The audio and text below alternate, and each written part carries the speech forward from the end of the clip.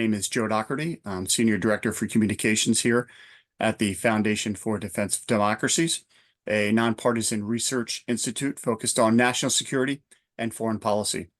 We're grateful that you've taken the time to join us as FDD experts, provide a readout of their meetings with high-level diplomatic and defense officials during a recent visit to Taiwan. During the visit, they also conducted a tabletop exercise examining Taiwan's options in response to a series of hypothetical economic and cyber war actions taken against Taiwan by China. Joining us on today's call, Rear Admiral Mark Montgomery, an FDD Senior Fellow, who served 32 years in the U.S. Navy as a nuclear-trained surface warfare officer, retiring as Rear Admiral in 2017. His flag officer assignments included Director of Operations, J3, at U.S. Pacific Command, and commander of Carrier Strike Group 5, embarked on the USS George Washington, stationed in Japan. Also with us today, Craig Singleton, FDD Senior Fellow and Director of FDD's China Program. He previously spent more than a decade serving in a series of sensitive national security roles in the U.S. government, where he primarily focused on East Asia. And we also have Elaine Dezenski, Senior Director and Head of FDD Center on Economic and Financial Power. Elaine previously served as Senior Director at the World Economic Forum, where she led the Partnering Against Corruption initiative and launched the forum's Global Risk Response Network. Some quick housekeeping items. Today's conversation is on the record. We are recording it, and we'll provide a link to the recording as well as a link to the transcript within about 24 hours. We have a lot to go through, so let us begin right away with Mark Montgomery. Mark, over to you.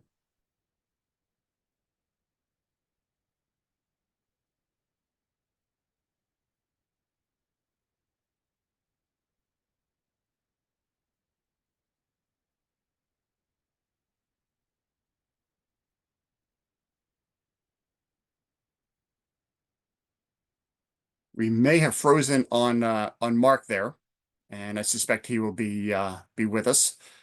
Craig, do you mind kind of opening with a few remarks until Mark is ready? Sure thing, and thanks everyone for joining. Apologies for the technical delay this morning. I think we've all been encountering a few issues on our end. As Joe was mentioning, a delegation led by FDD and our co-founder and President Cliff May recently returned from a week-long visit to Taipei. We had traveled to Taipei last year for a series of meetings with then President Tsai Ing-wen, and this year we were gracious enough to receive an offer to come from the new administration. Now that there were enough people in positions of power, we felt like it was a good opportunity to get out there and talk to them about some of our key priorities. Apart from leading a first-of-its-kind tabletop exercise with members of sort of the Taiwan military and economic elite, which we'll talk about here a little bit later. I was focused on understanding and scoping Taiwanese responses to Chinese economic and cyber coercion. All of us have focused for quite a while on understanding the military dimension of this threat, particularly the possibility of an amphibious assault, which we assess as neither imminent nor inevitable, but what seems more likely. The more probable option in our view, but potentially the more dangerous option as well, is a concerted campaign from the PRC that would result in constraining the island, not through blockade per se, but as we'll discuss a little bit later, our view is that it represents more of a siege. And if we approach a siege mentality and apply that mindset to China's approach, I think we're more likely to understand how Chinese posture and provocatory behavior is going to sort of proceed in the next 2 to 4 years.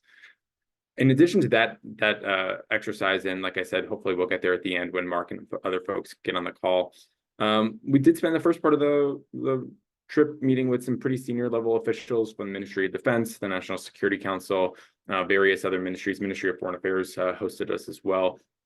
And I think it was a good opportunity for us to get a sense of where the current administration stands. And I think that there is a broad recognition of the different political realities facing the island today than during the prior administration. And there are certainly indications that that political I don't want to say dysfunction, but at least the plurality that they're experiencing in their political domestic environment is all but certain to impact sort of the policies and the ability of the Lai administration to achieve some of its near-term objectives.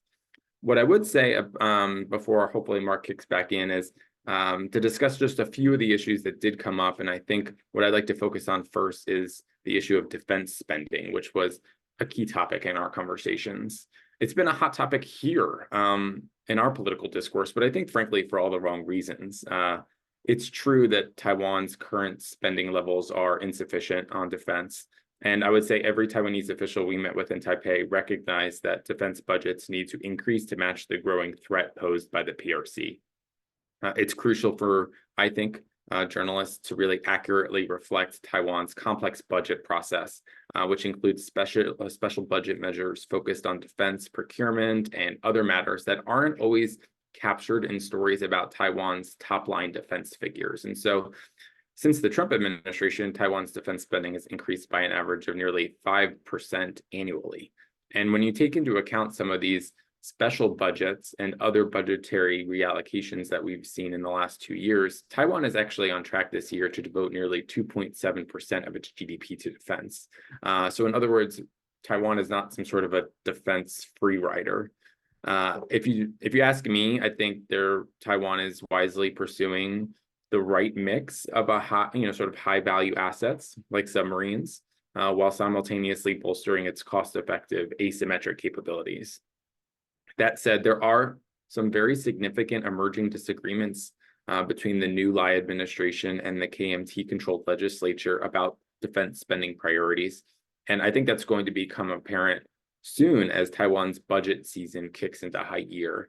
One particular area of disagreement is the KMT's focus on increasing soldier pay and benefits, but at the expense of other DPP-related priorities, including Taiwan's indigenous submarine program. And I think that's just an example of how sometimes good politics and good policy can diverge from one another. I think going forward, at least, we believe Taiwan should aim to raise defense spending to 3% of GDP. We made that clear in our conversations with Taiwanese interlocutors, and we think 3% is the right number. This would place Taiwan alongside other beleaguered democracies like Poland, South Korea, Estonia, and Ukraine, all of which face, I think, threats from, similar threats from authoritarian regimes. And based at least on our conversations in Taipei, I think this is an area to watch as the new administration and legislature settles in.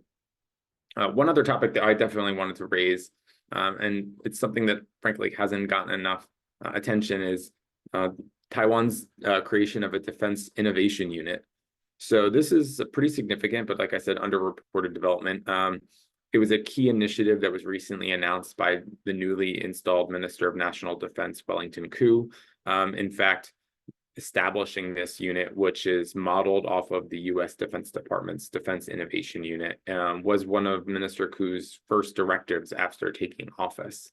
I think it's really a direct outgrowth of Taiwan's ongoing efforts to glean lessons from the Russia-Ukraine war, and that was explicitly relayed to us from Taiwanese interlocutors. And I think that's really noteworthy in and of itself. So announcing the unit's formation, Minister Koo, and for folks who might not be closely tracking, he's the first civilian defense minister in Taiwan in over a decade. He made very clear that the ministry cannot continue operating as business as usual. And from what we could gather, I think his primary goals include boosting the ministry's asymmetric warfare capabilities and its joint warfare readiness, as well as contributing to whole of society resilience and reforming the reserve force, which I know Mark wants to speak to as well. All of which is, I think we would agree, easier said than done. The new DIU is located under the Ministry of National Defense's Department of Integrated Assessment. And it is specifically aimed at integrating the Chongshan Institute of Science and Technology with civilian defense companies. And that includes domestic and foreign companies.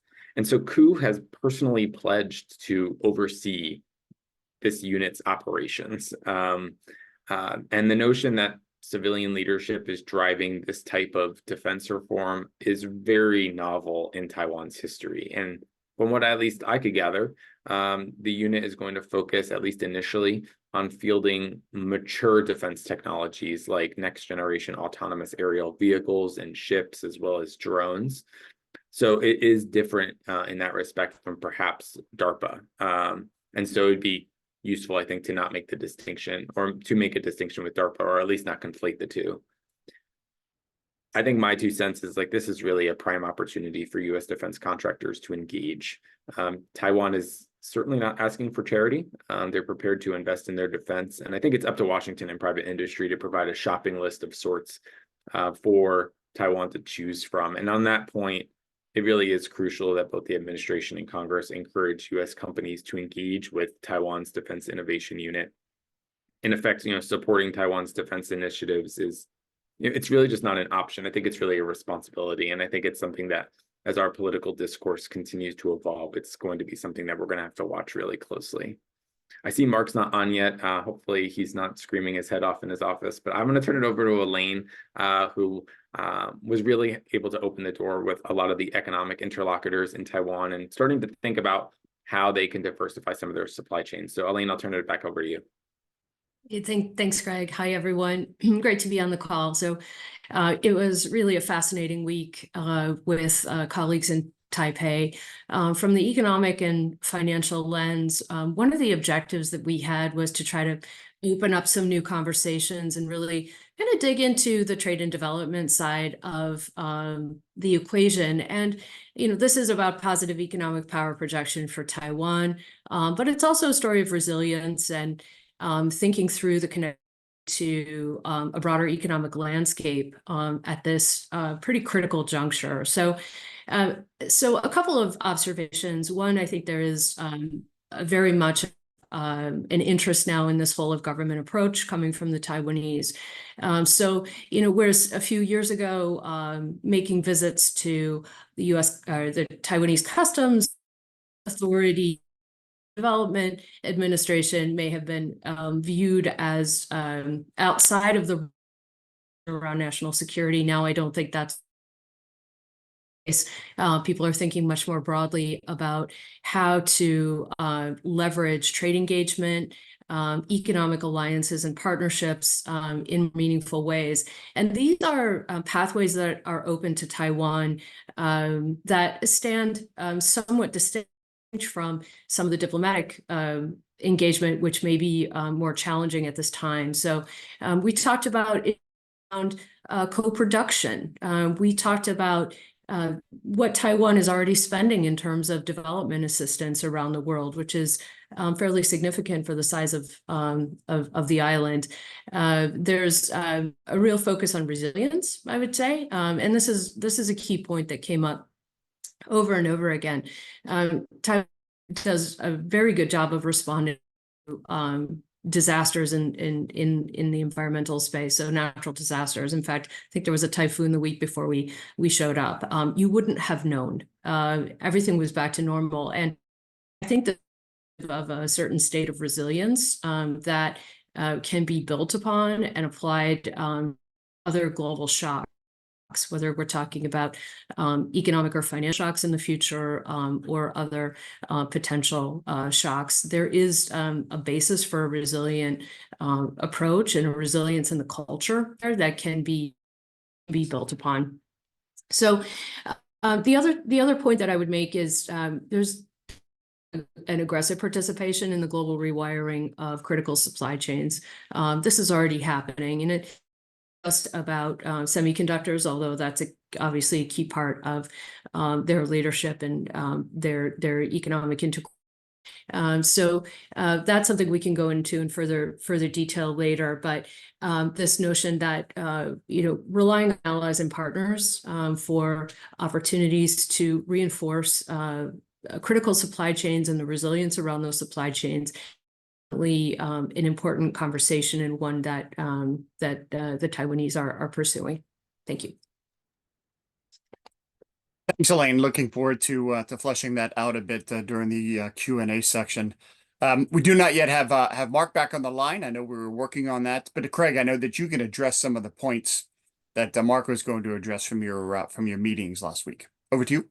Yeah, no, absolutely. There are a few other topics before we get into the tabletop scenario in particular that I do think are worth flagging, just because we're entering sort of a heated political season here in Washington, D.C., and the NDAA is still moving through the process. Obviously, that's a must-pass bill, but there were a few things that I did think came up during our meetings that are worth mentioning.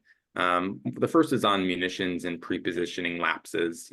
Despite congressional encouragement, there is still no Defense Department or State Department effort, from what we can gather, to place U.S. munitions in storage in Taiwan. And I suspect, given what we're seeing in terms of delays, whether intentional or unintentional, suggests to us that it may require explicit congressional guidance on that pre-positioning, perhaps even focusing on something called the War Reserve Supply Allies Taiwan, or Warsaw T program, which is a key priority for Mark Montgomery, Brad Bowman at our Center for Military and Political Power. The bottom line is that the U.S.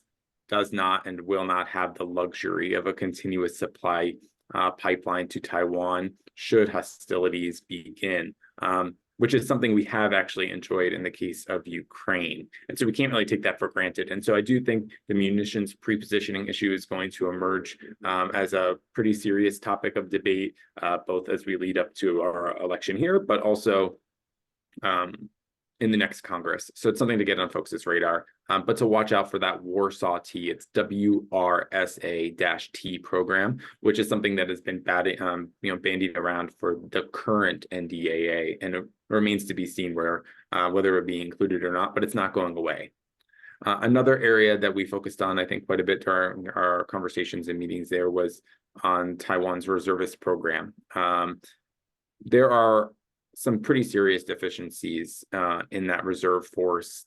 They're longstanding, they're bureaucratic, and now they're political, simply owing to the divided government there. And I think one thing that is particularly maybe encouraging is the notion that lessons could be learned from some other beleaguered democracies who have had to establish reserve programs. And I would say that establishing a program that is closer not to the US model at all, we don't assess that's applicable, but thinking a little bit more closely about the Finnish and Estonian terrestrial forces, even the Israeli reserves and how they are modeled.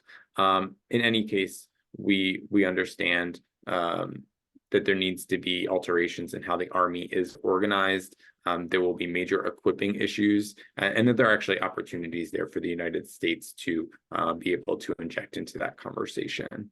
The other thing, and I see Mark is slowly getting on, and I think I've stolen a little bit of his thunder, and I'll let him try to talk a little bit about perhaps some of the FMF and PDA opportunities for Taiwan. But I think the last point I'd want to raise before Mark hops on, hopefully, is that there is a newly installed Minister of Digital Affairs in Taiwan, and Taiwan has really been leading the way in terms of disinformation, both identifying and countering disinformation, particularly in the lead up to their last election.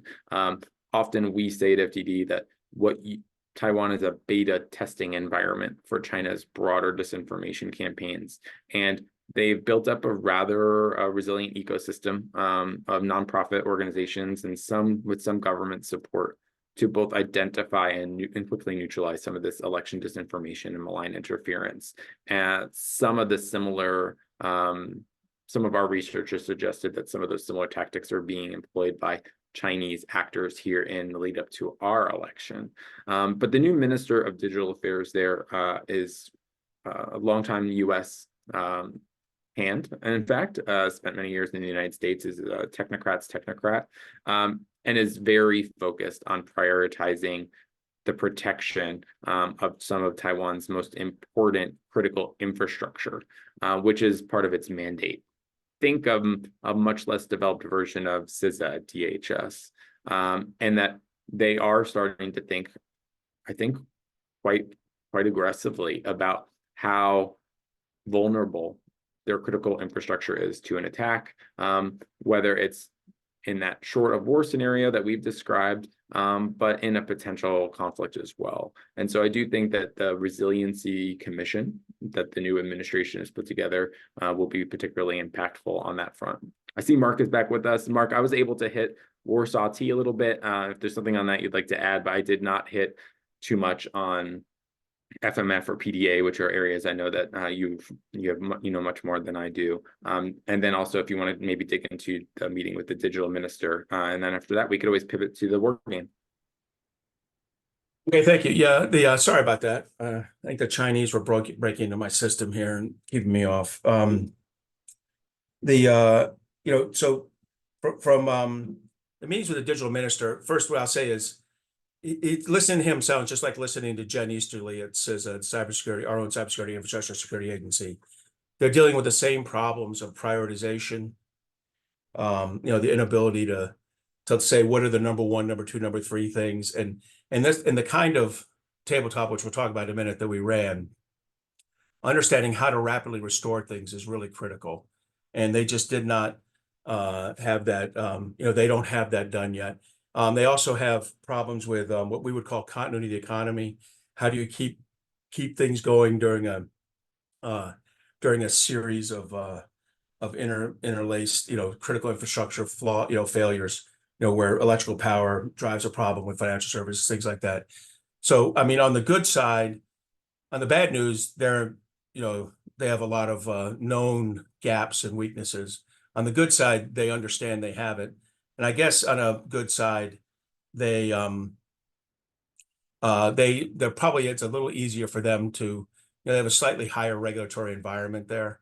So some of the solutions that we would propose here that wouldn't get through Congress or wouldn't get through the executive branch, I think in Taiwan they have a good opportunity to do it. So I thought that was a pretty good understanding. He replaced the first ever digital minister, Audrey Tang, who cut a pretty big swath, on the issue. And I think he's more restrained and low key, but I think he's going to be very, he's tackling the right issues. If I could say one thing on the PDA FMF, they're finding out that it's one thing for the United States to say it's authorized and appropriated. It's another to properly identify all the issues involved with it. And what I mean by that is, you can't just PDA's Presidential Drawdown Authority. That's where you pull something very directly from U.S. stocks. The appropriation goes to the service, the U.S. service where you drew it from, and they back order a part to replace it. It's how we rapidly get kit to Ukraine. Recently, we've used it with Israel, I think, and with Taiwan for the first time. Historically, U.S. military services don't like this because, yes, you get your gear faster than, say, an FMF or FMS order, FMF being a grant, FMS being the right to purchase. Those take 3, 5, 7, or like in the case of Harpoon missiles, maybe 8 or 9 years for delivery. PDA would be much faster. Of course, in PDA, it transfers the delay to the U.S. military service, who now has to wait 3, 5, 7 years for a replacement part. It's a little faster for the service. They don't have to go through the same overseas contractual issues that an FMF or FMS case would have. But still, you pass the burden of a gap from the foreign partner to a U.S. military service. So U.S. military services don't like it. So as they're working through as they make a list of things they might want for a Presidential Drawdown Authority, and the U.S. makes a list, those lists don't always have something in common, and so they're trying to work their way through that. We gave them some strong recommendations on what they ought to ask for. I mean, I think one of the big ones is Harpoon missiles, where the Navy has older missiles sitting around, where the Navy has older missiles sitting around and could potentially demilitarize that or make modifications to them and pass them to Taiwan.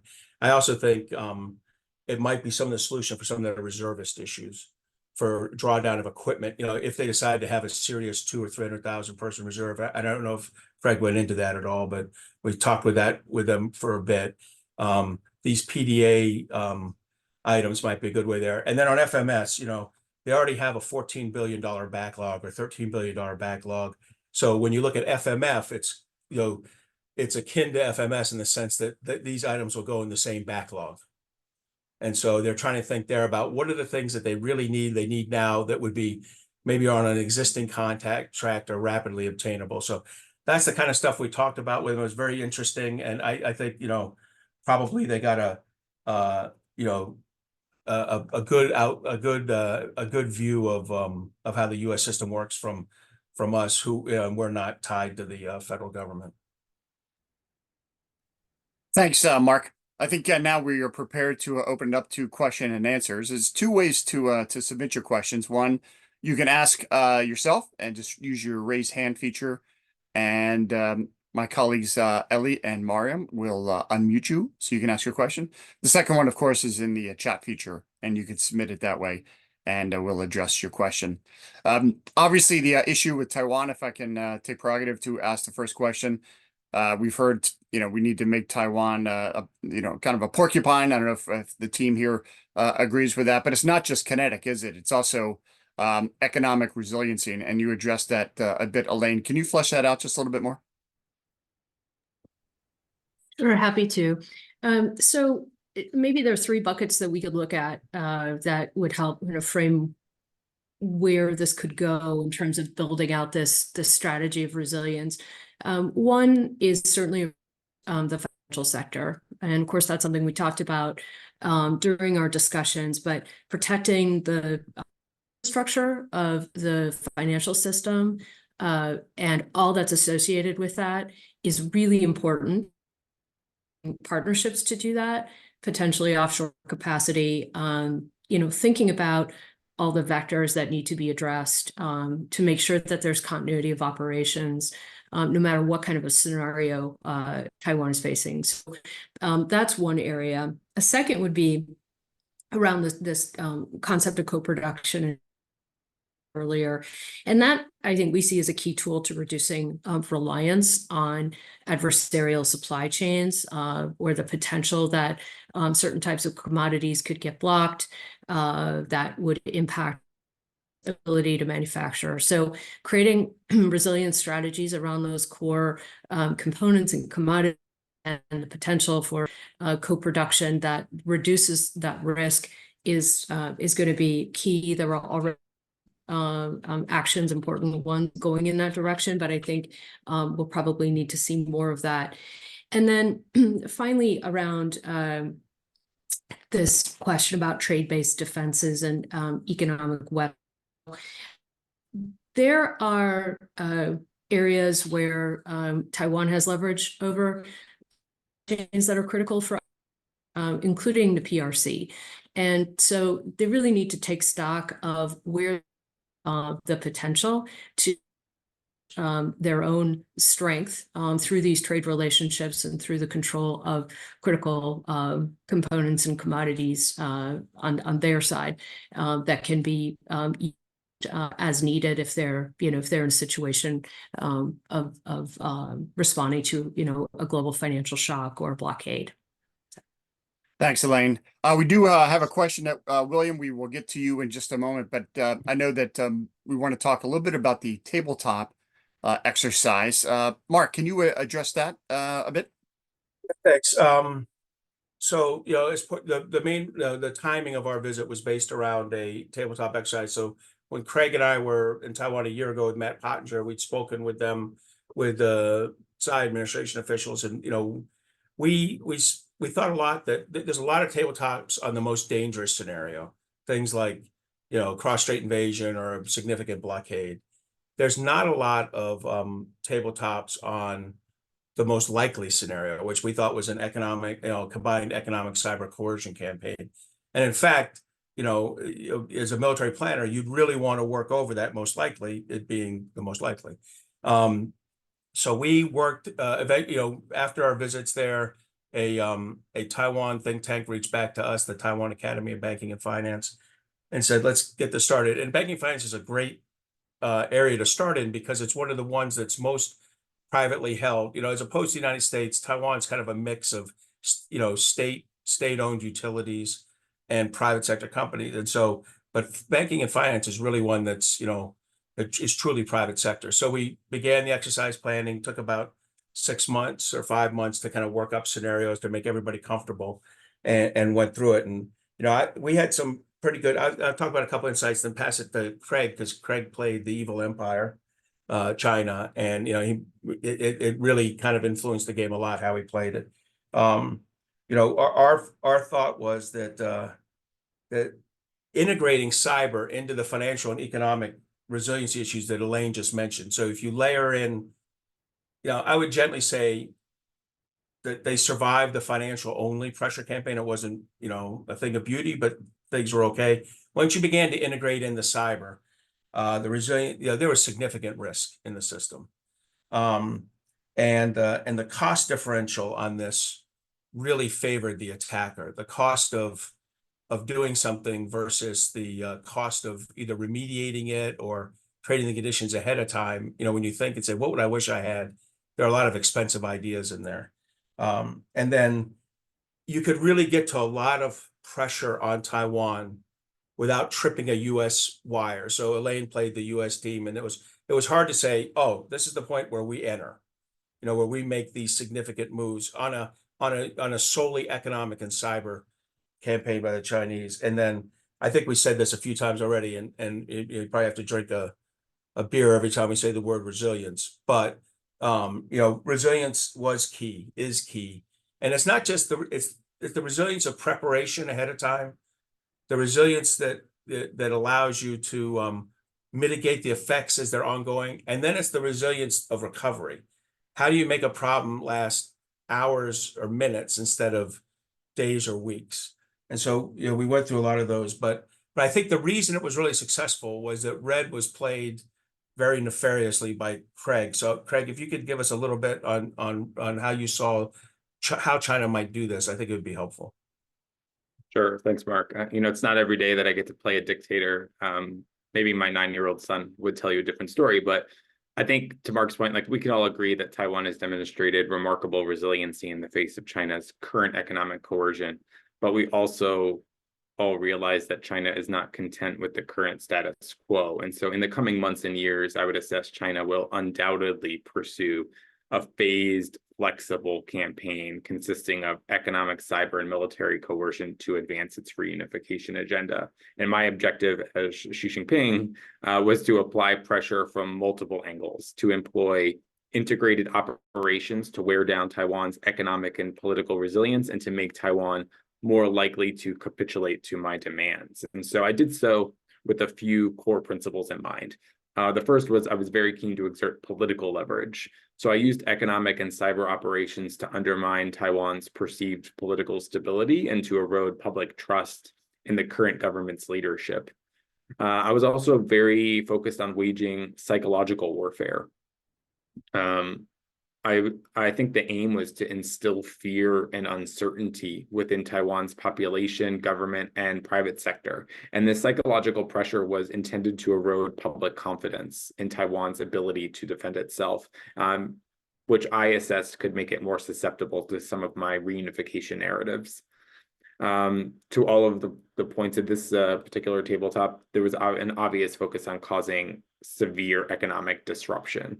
I targeted critical sectors and infrastructure to create sometimes immediate and significant disruptions.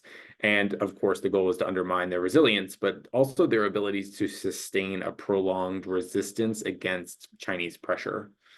I also blended overt and covert tactics, right? So I wanted to use a mix of covert cyber operations and overt economic measures that allowed me to maintain plausible deniability. It also made it much more challenging for Taiwan and the international community to respond effectively to that blend, at least in our game scenario. The last 2 points I'd make were I was very focused on flexibility and escalation control. I wanted to maintain the ability to scale operations up or down based on Taiwan's responses and the international community's reactions during the game. And this flexibility allowed me as China to manage the risk of escalation and to adjust my tactics as I needed to.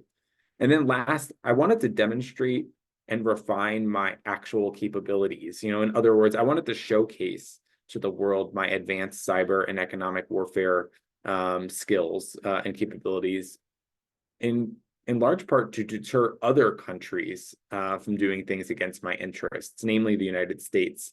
And that includes supporting Taiwan. So there was a key focus to project power regionally and globally, even though our scenario was focused more on a cross-strait issue.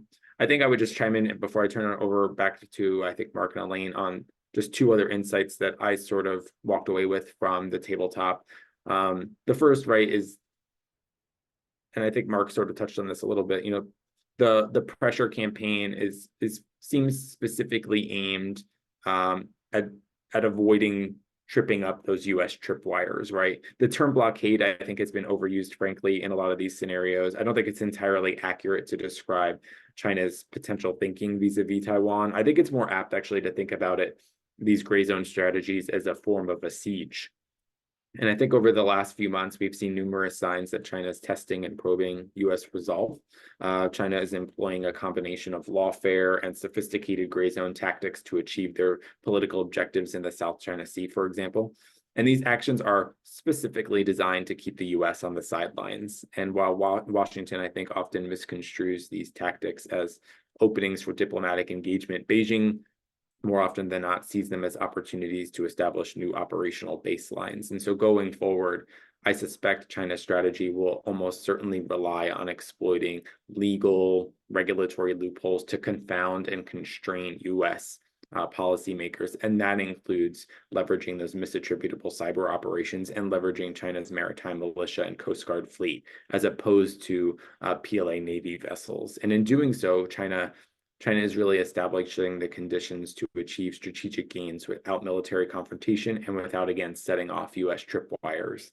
And the threat posed by that probing, I think, will be particularly acute before and perhaps immediately after the upcoming US presidential election. The other point I just wanted to make is that, at least my view is that she is willing to incur more cost to take more economic risk to achieve some of his national security goals. I think it would be a mistake to assume that China's current economic slowdown could moderate Xi's plans and intentions. While this doesn't imply that an invasion is imminent or even inevitable, I think it's important to understand that Marxist-Leninist regimes think and behave differently. And so Xi's focus on what he termed comprehensive national security includes and encompasses the eventual reunification with Taiwan. And that's a priority that has been persistently pursued at the expense of attracting foreign capital and investment, despite the economic risks and downsides. Even as Washington has hardened alliance cohesion throughout the Pacific. So even in response to an increasingly hostile external environment and a rapid economic slowdown that carries its own sort of set of consequences, he is steadfast in his pursuit of comprehensive national security. And we just have to recognize that Xi believes his policies are correct, even if he seems to be tacitly acknowledging that their execution has been mixed. And there's little chance, I think, at least in the near to medium term, for any sort of real moderation in his views or actions. And he, at least in my view, appears prepared to absorb economic and broader geopolitical shocks if he perceives that his moves or his decisions are going to advance his long-term objectives. Those are sort of some of my key takeaways. We're going to have a much more detailed report on everything that sort of came out of it, but I'll turn it back over to Mark, Elaine, and others who might have other things to say. Mark, over to you. No, I think we can just go to questions now. Elaine mentioned her ones earlier, and in the answer to the first question, I put my insights out. So see if anybody has any questions. Copy that. We did. We have a couple in the queue. The first one will be from William at VOA. Then we'll go to Christopher at New York Times. William, you are unmuted and ready to ask your question. Thank you all for the fascinating insights. This is William Young from Voice of America, based here in Taipei. I have a question for Craig, going back to something that you mentioned. We know that now both political parties in the US have sort of put forward their presidential tickets for the election in November. Which potential administration do you think it's probably more likely to encourage or facilitate American defense companies to, work with Taiwan to deliver more needed I think, weapons or systems that will help to further strengthen Taiwan's defense? No, thanks. It's a great question. I'm sorry we didn't get a chance to talk in Taiwan. I for some reason thought you were based in DC for some reason. That's a mistake on my part. We'll definitely get a coffee next time I'm in Taipei. I think that for at least Beijing understands that regardless of what happens in the November election, Washington's orientation towards China will remain pretty hostile. I don't think that changes in a Harris or Biden administration per se. I think increasingly being tough on China is seen not just as good policy, but good politics. A large number of polls continue to show that the American population is increasingly skeptical of China's broader ambitions and revisionist behavior. And I think that bipartisan majorities in Congress, actually, regardless of what happens in the executive branch, will be steadfast in supporting Taiwan's defense and perhaps even undertaking certain measures that are aimed at enhancing the types of capabilities and the types of sort of linkages between the US and Taiwan. I think to Mark's point, we do need to start to be thinking with a slightly more entrepreneurial mindset, simply because of strain on our defense industrial base. And I think Taiwan's pursuit of these more innovative, asymmetric tools and capabilities is an important opportunity. It's obviously part of our discourse here in Washington, but it's an important opportunity for the US private sector to get in the game. And there are a number of companies that operate in this space. FDD receives we do not accept corporate funding. So we're not saying this based on any relationships with a particular company or industry. But I just think that ultimately some of the solution to Taiwan's problems doesn't rest in the US government, it rests in the private sector. But maybe Mark has a few points that you'd like to add on to that as well.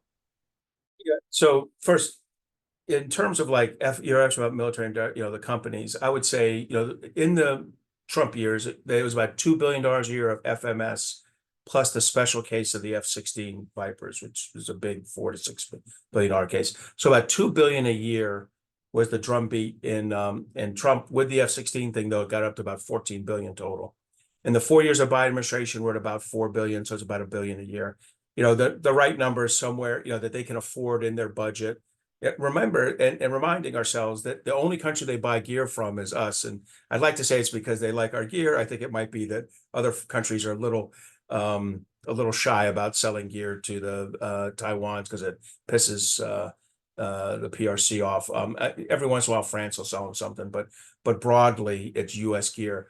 I think the number of 1.5 billion to 2 billion a year in FMS now with this like 1 billion in FMF, that's the amount of stuff that you'll see sold no matter which administration's in power. So in terms of that, I think it's pretty set. And I also think the ability as Craig referred to, the ability of like the small, our more agile, quick, maybe replicator-like companies, if you think about Anduril or something like that, I think that their ability to work, they'll be able to work in Taiwan as well under these contracts. I don't think it's limited by either party. So I really think no matter who's in power, we're going to have that level of foreign military sales, 1.5 billion to 2 billion a year and approved. By the way, we're still on about a $13.5 billion backlog. So, we've got a lot of delivery to go, and only a portion of that is the F-16s. Thanks, Mark. Next question is from Christopher. Nobody seems happy with Taiwan's system of military reserves. Did you come away this time with any understanding about why reform of the reserve force seems to lag? What are the political or organizational blocks? And can you say more about what kind of reserve force may work for Taiwan? And related to that, any impressions of how Taiwan's uniformed military is taking to a civilian defense minister? So I'll take that. I'll start with the last one first. We didn't get an indication on that. No, I don't think we didn't have quite enough privacy with any uniformed Taiwan military officials. I'm glad to see a civilian leader. I think it's, appropriate. But I come from a U.S. military system. But on the reservists, it's, and I know Craig talked about this a little bit, but, when you have 2 million people in the reserves and you train them, you train 120,000 a year, you really have nobody in the reserves, right? This is not the rod and gun club. I mean, you need to be constantly training to be an effective reservist. And our my gut reaction, I think there are people who stand back and look at it, know they probably need about 300,000 people in the reserves, much more, and they have ideas how they would assign their reserves, whether they're urban environment or on the coastal, engage, out in, confronting directly confronting a force, a Chinese force. But really the key is getting themselves down to kind of a large 300,000 person reserves. If you think about the Israeli model, or territorial defense force, if you think about the Estonian or Finnish model, that are constantly trained. Now here comes the roadblock. The roadblock is to do that. Their standing traditional army, which is about 17 brigades, will probably have to give up a few of those brigades to train the reservists. That does not go over well with the standing army that has a lot of pride and, being organized at the corps, division, brigade, but, battalion level. To say, no, you got to take these guys over and populate reserve units and get the reserve units going, up and running and ready to rapidly, fall in during a crisis. That's going to be a tough sell. On the good side, these guys have a kick butt civil defense system when a typhoon or an earthquake happens. So they know they have a resilient population on that kind of natural disaster. So I do think that there's room here for success and growing. But I mean, they got to get organization, get it right. You got to get the army right, doing the right amount of training, and then get the population going through it. And this is not a 1-year solution or 2-year solution. This is a 5 to 10-year solution. The good news is you benefit each year getting iteratively better. It makes you more effective. And the one country that will be studying this very closely is China. And, they will understand the deterrent effect that having, first 100,000 and later 200,000, maybe 300,000 trained effective reservists who know where to go, who maybe because of presidential drawdown authority from the U.S. have the right get the right M4 rifle, the right battle gear, the right our anti-armor weapons, know how to use them. That you build deterrence through this kind of iterative improvement of the reservists, but it starts with establishing a new vision for the reserves. I think that's a really critical step. Yeah, I just want to chime in briefly. I think Mark summed it up really well. Chris, it's great to connect with you. I think there's a few things. One is, I do think that the shift in the civilian side, it's palpable. I think I would assess Minister Koo as the right leader at the right time, and he brings a wealth of experience from his time at the NSC during the Tsai Ing-wen administration. So I think he knows sort of where the hurdles and pitfalls are here. But at the same time, we do have to recognize that bureaucracies fight back. And that there are domestic and I would say sort of cultural realities that need to be overcome as they're going to make these shifts in the reserve. The first one, obviously, is that the reserve reform was holdover from the Tsai Ing-wen administration. It's obviously a big political topic. She's not in office anymore to fight for it per se, and it is very closely associated with her brand. And so there are aspects of the elements, I would say, of the political opposition, or frankly now the political majority in the LY, that do view it skeptically and do see opportunities for trade-off, and maybe better say horse trading on potential reserve reform at the expense of other things. And I think that's just where, again, 8 years of DPP controlled executive branch plus LY resulted in a different political reality than they face today. And democracy can be messy, and they're going to have to sort through some of that horse trading and those trade-offs. And then again, also there's a cultural shift here. I think longstanding concerns about reserves and reserve service have soured many young Taiwanese people on what the system looks like and whether it's worth taking time out of their studies or away from potentially entrepreneurial pursuits. And I do think that it's going to require a serious cultural shift and a messaging shift from the Ministry of Defense. And it's not yet clear that they recognize that or have a plan to address it. Thanks, Craig. Lily, we're going to go next to you, Lily from Foreign Policy, and then we'll go to Jasper. Lily, you first.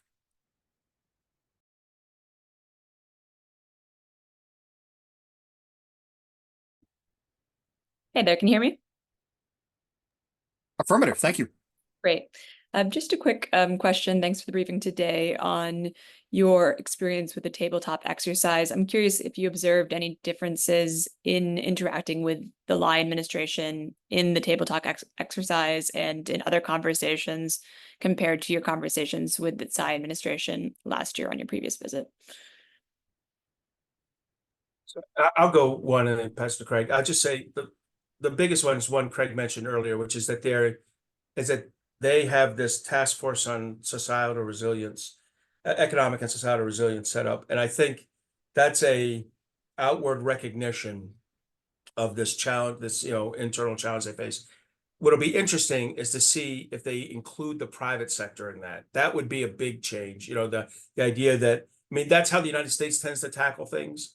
But I think our political system and society are more rigged to do that. To have the private sector as an equal partner in these things. So what we'll have to see, we forced that by coming from the outside. So in the tabletop we played, the private sector played a kind of role probably more akin to what they would play in the United States. So we'll have to see how that happens. I do think that there is this opportunity for that to happen in the Lie administration, and we'll have to see where we're gonna, when we outbrief the full results of the tabletop, we'll probably talk about what our next steps are, another event, and that next event will be a better indication of how well the public-private, how thick the private part of the public-private partnership really is. Yeah, no, I would agree. I think the last administration was very focused on hard power problems, correctly placing bets on our defense industrial base to meet some of their immediate needs, and we have obviously fallen short there, we being the United States. And I think that has, some of those frustrations have led them to believe that they need to take a more active role in a whole of society program that really does allow the country to become something like a porcupine, in the truest sense of the word, not simply because of missiles, but because they're going to need to develop this whole of society initiative. To Mark's point, very much involving the private sector, which has not been traditionally involved in this sort of decision making. And there are some longstanding sort of trust breakdowns, I think, between Taiwan's private sector and parts of the government. And so I do think that whole of society shift was quite palpable. There was broad recognition that the government is not the answer here to all of these problems. And more broadly, that in each of the scenarios that we went through, there were hurdles in parts of the infrastructure, power and energy being one of the most important, that defense planners are not tracking as closely, right? If they're tracking ships and missiles, they might not be thinking so much about what happens when power goes down for large portions of the country and hospitals are under strain and TSMC can't operate at high levels. And so I think there's just a growing recognition that the defense-focused interlocutors need to understand the economic implications, and the economic interlocutors need to understand some of the defense realities. And I think building up that knowledge in the next year or so is going to be really informative for Taiwanese stakeholders to figure out a path forward. Elaine, thoughts? Sure. Just to add on to the question about the public-private engagement, I think that was actually one big takeaway from the conversation. There's no way to have a conversation on economic wargaming without bringing in the private sector, because they own the infrastructure for the most part. So having the banking community at the was critical. Otherwise, there's an conversation. The other piece related to that is, looking at this from a risk perspective, I think what we saw over and over again is a cascading set of risks. Whether we're talking about some sort of disinformation campaign that tries to weaken the Taiwanese public, maybe coupled with blockade, potentially affecting some of the critical infrastructure like energy. All of these scenarios could be likely either individually or in tandem. And so this notion of cascading risk is really important. And this goes back to the public-private engagement.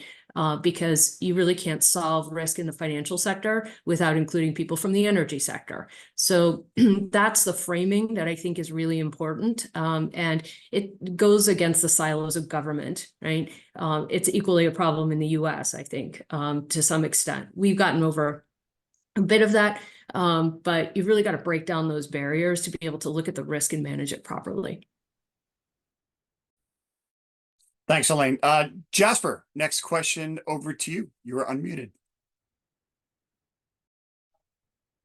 Hey, just a quick question. Did any of you hear anything in your conversations with Taiwanese officials about kind of how potentially the impending U.S. election might be affecting defense strategy or policy at all? Any indication that perhaps like the potential of a second Trump administration, compared with a lot of the comments he's been saying publicly about kind of treating Taiwan as like a transactional sort of piece, or ask them to pay more for defense?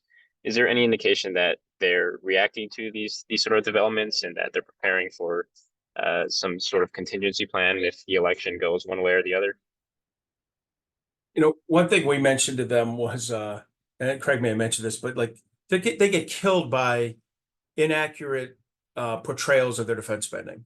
So I think they're going to work on this. Go talk to SIPRI, the Stockholm Institute, and say, hey, look, you can't just count our base defense bill. You have to count like our special provisions, kind of like you count OCO. You couldn't count the U.S. defense budget without counting OCO, overseas contingency operations in it. When we're in Iraq and Afghanistan, and it's the same way. The way they're 2.767% or whatever it is exactly this year is that you add those up, and I think at least our communication to them was, you have to do a better job communicating how you are already a top 10 spender in the world, probably a top 5 spender in democracies in terms of a percentage of GDP of defense, or defense of GDP. So what that means, they're 2.7%, trails maybe the US, Israel, Korea, Estonia, Poland, weirdly Greece because of Turkey. There's those countries, and they need to show how they're going to get up to 3%. So kind of head it off at I think if they're concerned about a Trump administration, they got to head it off at the pass, get themselves up to 3%, show a plan to get there over the next 2 to 3 years, and then thank the president, in his previous term for reminding them of their need to get hot on this and how they've improved from, 1.8 or 1.9% in 2016 to where they are today and where they plan to go. They listened to him, just like to some degree the Europeans listened to him, and they listened to him before the Ukraine invasion. In other words, what I mean by that is their uptick started before February of 2022, whereas I think most of the European uptick really happened after that. So kind of make that argument. Look, we're the kind of partner you want. We're the partner that gets ourselves to 3%. We're the partner that, does all the exercises you want. We buy a ton of American equipment, mostly because other people won't sell it to us. But, we're a good ally or partner, however you look at it. I think that is what, and we definitely heard reflections of that when we talk with them. Yeah, I would Thanks. say, and hold on 1 second, sorry. Jasper, it's great to connect too. I think there are some concerns in Taiwan that Taiwan could get the Ukraine treatment. I think that came up in a few conversations. There was some probing about what some of the recent statements by the former president were intended to sort of relay. I think there was some sense that perhaps those statements were immediately offset by broad pushback from Republicans and Democrats on Capitol Hill, and then that broad bipartisan consensus in Congress can sort of serve as a bulwark of sorts against perhaps a more transactional foreign policy towards Taiwan or other countries around the world. But I do think, to Mark's point, that Taiwan has a pretty good story to tell, and I think they're reluctant to tell that story. It's just not something that they do innately. They're used to having to operate in the shadows and to operate quietly. And I think for them, they're going to have to get comfortable being a little uncomfortable. And that's going to require, showing the receipts, right? The message was received, they can show the receipts of the increases in defense spending that closely align with the Trump administration. And they're also going to need to demonstrate, and I think as Mark mentioned, that why 3% is the right number, how it benefits the United States, and how it benefits Taiwan. And I think that if they can tell that story well, to borrow a phrase from our Chinese friends, then they really can shape narratives here in Washington in ways that are favorable to their long-term interests. Thanks. We do have another question from Christopher. He asks, building on the comments on energy, could Elaine say more about how Taiwan's energy system is or is not addressing its vulnerabilities to cyber and other attacks? So Mark, you may want to weigh in on that as well. There seems to be discussion about that issue, but is there much action? Elaine? Thanks. So, one aspect that's important to understand Taiwan's energy grid is that it's very much dependent on LNG. So need to think about in terms of what kinds of scenarios they may be facing, maritime blockade, problems at ports, being able to address some of those questions around redundancy. Very, very important. So I think there are different ways to do that. We, probably wouldn't get into the detail call in terms of that conversation, but I think there's acknowledgement around the questions of the energy grid and proactive thinking about what to do to address it. And then again, going back to this issue, because energy is, so critical to every other part of the economy. It's one of the key problems that, needs to be addressed and solved for. Mark? Say, in addition to LNG, they have coal. They do have like 6 months of bunkered coal. It was a higher number than I thought. That's good. They also had some massive they've had a natural disaster damage, over the last 2 decades, where at least once there were significant electrical power grid operations that took down significant portions of the island for 2 to 3 weeks. In the recovery from that, they've built a more reliant, durable system, and that does have spillover into cyber resilience as well, because part of cyber resilience is segmenting yourself and being able to provide, recover what you can recover. So they do have some resilience built into the system. In terms of the cyber, look, if the Chinese are in our electrical power grid as part of Volt Typhoon, I'm just going to gently say they're in the Taiwanese one. What's going to be interesting here is, the offer of the Taiwan security cyber assistance that, was driven by the National Defense Authorization Act 2 years ago. As that becomes to kick in seriously, those kind of hunt forward teams are pretty good at finding malware, pre-existing malware in systems. So it'll be interesting. I don't think we'll get any reporting on this. I think it'll be heavily classified, but my guess is that will help. It certainly helped the Ukrainians when we provided it in 2019, 2020, and 2021 in the buildup to prior to their conflict with Russia. Again, they're still vulnerable. They will always be vulnerable. The enemy will use it because, as Elaine said, it's a critical infrastructure. I think I think they are doing a lot about it. I think if I were to do a TTX tomorrow, I got to pick a topic, I'd probably throw electrical in with financial services this time and get a more interesting readout. Yeah, I would just chime in too. I mean, I think the government in Taipei is very quickly realizing that energy security is the same as national security.